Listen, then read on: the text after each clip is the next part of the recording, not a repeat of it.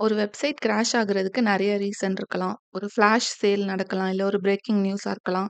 அப்படி ஒரு website crash ஆகுறப்போ back எண்ட்ல அது என்ன ஸ்டேஜஸ் எல்லாம் கோ த்ரூ பண்ணும். அதுக்கப்புறம் அந்த கம்பெனி அத எப்படி ரெக்கவர் பண்றாங்கன்ட்டு இந்த வீடியோல பார்க்கலாம். ஒரு வெப்சைட் அப்படின்னு சொன்னா அவங்களுக்கு ஒரே ஒரு சர்வர் மட்டும் இருக்காது.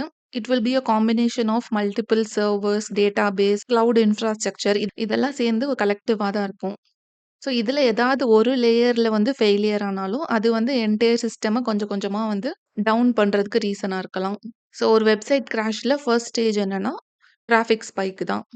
டிராஃபிக் ஸ்பைக் வந்து எப்படி வரலாம்? ஒரு சேல் அனவுன்ஸ் பண்ணியிருக்காங்க. இல்ல ஒரு பிரேக்கிங் நியூஸ் இருக்கு. இல்ல நம்ம ரிசல்ட் செக் பண்றோம். Amazon, YouTube மாதிரி கம்பெனிஸ்லாம் டக்குன்ட்டு கிராஷ் ஆகாது. ஏன்னா, அவங்களுக்கு வந்து ஒரு லார்ஜர் இன்ஃப்ராஸ்ட்ரக்சர் இருக்கும். பட் ஒரு காலேஜ் வெப்சைட், ஜெனரலா நம்மளோட ஓன் வெப்சைட்டா இருக்கட்டும், திடீர்னு ஒரு டிராஃபிக் ஸ்பைக் வருது. இப்ப நம்ம வந்து ஒரு Facebook ஆட் போஸ்ட் பண்ணியிருக்கோம். அத பார்த்துட்டு திடீர்னுட்டு ஒரு டிராஃபிக் வருதுன்னா, யூசுவலா 1,000,000 டிராஃபிக் இருக்கக்கூடிய வெப்சைட்டுக்கு வந்து 10,000,000 வரப்போ, அந்த வெப்சைட்டால ஹேண்டில் பண்ண முடியாது. ஏன்னா, லார்ஜர் கம்பெனிஸ்லாம் அவங்களுக்குன்ட்டு தனி இன்ஃப்ராஸ்ட்ரக்சர் வச்சிருப்பாங்க. கிளவுட், ஹோஸ்டிங், சிடிஎன் எல்லாத்துக்குமே அவங்க பிரைவேட்டா வச்சிருப்பாங்க. அத அவங்க ஹேண்டில் பண்ணுவாங்க. பட் ஸ்மாலர் வெப்சைட்ஸ் இவங்கலாம் வந்து ஒரு ஹோஸ்டிங் ஏஜென்ட்ட நம்பி தான் இருப்பாங்க. அந்த ஹோஸ்டிங், கிளவுட் எல்லாத்தையுமே அவுட் சோர்ஸ் தான் பண்ணியிருப்பாங்க. ஸோ, அவங்களோட யூசுவல் டிராஃபிக் ஏத்த மாதிரி அவங்க ஒரு பேக்கேஜ் வச்சிருப்பாங்க. ஸோ, திடீர்னு டிராஃபிக் ஸ்பைக் ஆகுறப்போ, இந்த வெப்சைட் வந்து ரொம்ப ஃபாஸ்ட்டா கிராஷ் ஆகும். ஏன்னா, நம்ம டிவைஸ் மாதிரி சர்வருக்கும் லிமிட் இருக்கும். அவங்களோட ரேம் யூசேஜ், அவங்களோட ரெக்வெஸ்ட் ஹேண்ட்லிங் ரேட் இதெல்லாம். ஸோ, நெறைய யூசர் வந்தோனே அந்த ரெஸ்பான்ஸ் வந்து ஸ்லோ டவுன் ஆகும். அதுக்கப்புறம் நம்ம ரெக்வெஸ்ட்லாம் வந்து கியூ ஆயிட்டே இருக்கும். So many request. இந்த டிராஃபிக் ஸ்பைக் வந்து நார்மல் யூசர்ஸால மட்டும் இருக்காது. ஆர்டிஃபிஷியல் பாட்நெட்ஸ் கூட அத கிரியேட் பண்ணலாம். ஃபார் எக்ஸாம்பிள் ஒரு targeted DDoS attack. Suppose hackers வந்து ஒரு வெப்சைட்ட பிளான் பண்ணி டவுன் பண்ணணும்னு நெனச்சாங்கன்னா, மல்டிபிள் பாட்ஸ் மூலியமா அன்லிமிட்டட் டிராஃபிக்க சென்ட் பண்ணி அந்த வெப்சைட்ட கிராஷ் பண்ணணும்னு ட்ரை பண்ணுவாங்க. ஒரு காமன் டிடிஓஎஸ் அட்டாக் பார்த்தா, மிரை அப்படின்னு ஒரு அட்டாக் இருக்கும். 2016ல நடந்துச்சு. இது வந்து இந்த டிஒய்என் அப்படிங்கிற ஒரு கம்பெனிய டார்கெட் பண்ணி, டிஒய்என் அப்படிங்கிறது ஒரு டிஎன்எஸ் சர்விஸ் புரொவைடர். ஸோ இந்த வெப்சைட்ட வந்து அவங்க டவுன் பண்ணதுனால, இந்த டிஒய்என்ன டிபெண்ட் ஆயிருந்த சில companies like Spotify and other கம்பெனிஸ்லாம் வந்து டவுன் ஆச்சு. நம்ம முதல்லே பார்த்திருந்தோம்ல, ஒரு வெப்சைட் வந்து சர்வர் மட்டும் இருக்காது. சர்வர், கிளவுட், சிடிஎன் எல்லாத்தையுமே நம்பி தான் இருக்கும். ஸோ ஒரு டிஎன்எஸ் ஃபெயிலியரால இத நம்பி இருந்த வெப்சைட்ஸும் வந்து டவுன் டைம் ஃபேஸ் பண்ணுச்சு. ஸோ இந்த மிரை அட்டாக்ல வந்து ஹேக்கர்ஸ் வந்து எந்த டிவைஸ யூஸ் பண்ணி அந்த மாதிரி மல்டிபிள் ரெக்வெஸ்ட் குடுத்தாங்க. காமனா ஐஓடி டிவைஸஸ் தான் யூஸ் பண்ணிட்டு இருந்தாங்க. மெயின்டனன்ஸே இல்லாத சிசிடிவி கேமரா அண்ட் மெயின்டனன்ஸே இல்லாத ஐஓடி டிவைஸஸ வந்து இவங்க வந்து ஹேக் பண்ணி வச்சுட்டு, இவங்க சொன்ன டைம்க்கு அந்த ஐஓடி டிவைஸஸ்லாம் இன்ஸ்ட்ரக்ட் பண்ணி, இந்த வெப்சைட்க்கு ரேண்டமா நெறைய ரெக்வெஸ்ட் குடுங்க அப்படிங்கிற மாதிரி புரோகிராம் பண்ணிட்டாங்க. ஓகே. இப்போ டிராஃபிக் வந்து ஹியூமன் மேட் டிராஃபிக்கா இருக்கட்டும், இல்ல பாட் பேஸ்ட் டிராஃபிக்கா இருக்கட்டும். நெறைய டிராஃபிக் ஒரு வெப்சைட்டுக்கு வருதுன்னா, ஃபர்ஸ்ட் ஸ்டெப் என்னன்னா, ஒரு சர்வர் வந்து கிராஷ் ஆகும். அந்த சர்வரோட ரெக்வெஸ்ட் ஹேண்ட்லிங் லிமிட்ட தாண்டிரும். ஸோ, அதோட ஹார்ட்வேர் கிராஷ் ஆகலாம், இல்ல மெமரி ஓவர்லோட் ஆகலாம்.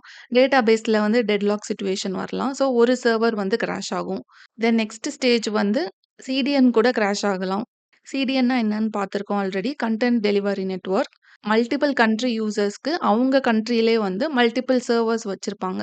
Frequently accessed content, frequently accessed videos or ப்ராடக்ட்ஸ வந்து அந்த யூசரோட ரீஜியன்லயே வச்சிருப்பாங்க. ஃபார் எக்ஸாம்பிள் இப்போ இந்தியான்னு எடுத்துக்கிட்டா மும்பை ஜோன் இருக்கும், சென்னை ஜோன் இருக்கும். ரெக்வெஸ்ட் வந்து ஒவ்வொரு டைமும் ஃபாரின்க்கு போக வேண்டாம். இந்தியாக்குள்ளயே நம்மளோட ரெக்வெஸ்ட்க்கு வந்து ரெஸ்பான்ஸ் வரணுங்கிறதுக்காக பண்ணியிருப்பாங்க.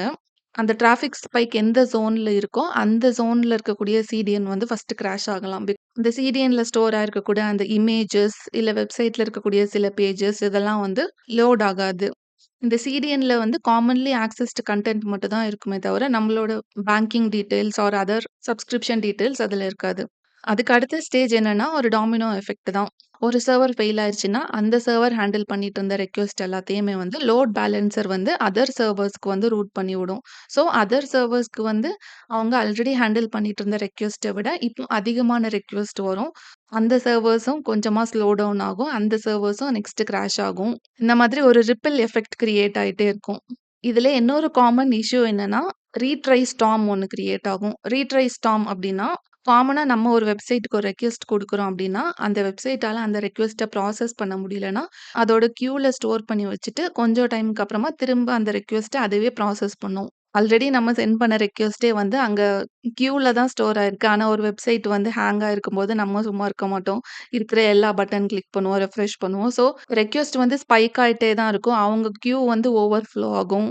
இத தான் வந்து டெத் ஸ்பைரல் ஆஃப் ரெக்வெஸ்ட்ன்னு சொல்லுவாங்க. இது நடக்கிறதுனால சர்வருக்கு ரெக்கவரி டைம்ன்னு ஒண்ணு இருக்கும்ல, அது வந்து இன்னும் கொஞ்சம் டிலே ஆகும். ஸோ இப்படி ஒரு கிராஷ் ஃபேஸ் பண்றப்போ, அந்த வெப்சைட் டீம் வந்து எப்படி அத ஹேண்டில் பண்ணுவாங்கன்னா, இதுக்குன்னே சில கேட்டகரி வச்சிருப்பாங்க. Incident response team, disaster recovery team அப்டின்ட்டு. அவங்கலாம் இத ஆக்டிவா மானிட்டர் பண்ணுவாங்க. ஃபர்ஸ்ட்டு என்ன பண்ணுவாங்க அப்டின்னா, ஒரு பர்ட்டிகுலர் சிட்டில தான் இப்போ டிராஃபிக் ஜாஸ்தியா இருக்குது. அங்க தான் ஏதோ பிரேக்கிங் நியூஸ் அப்டின்னா, அந்த சிட்டிக்கு மட்டும் டெம்பரரியா வந்து சர்விஸ வந்து டிசேபிள் பண்ணுவாங்க. சில சர்விஸஸ வந்து டிசேபிள் பண்ணுவாங்க. இம்பார்ட்டன்ட் டீட்டெயில்ஸ மட்டும் யூசர் பார்க்குற மாதிரி வச்சுட்டு, சில அன்னெசசரி சர்விஸஸ வந்து டிசேபிள் பண்ணுவாங்க. ரேட் லிமிட்டிங் இன்ட்ரோடியூஸ் பண்ணுவாங்க.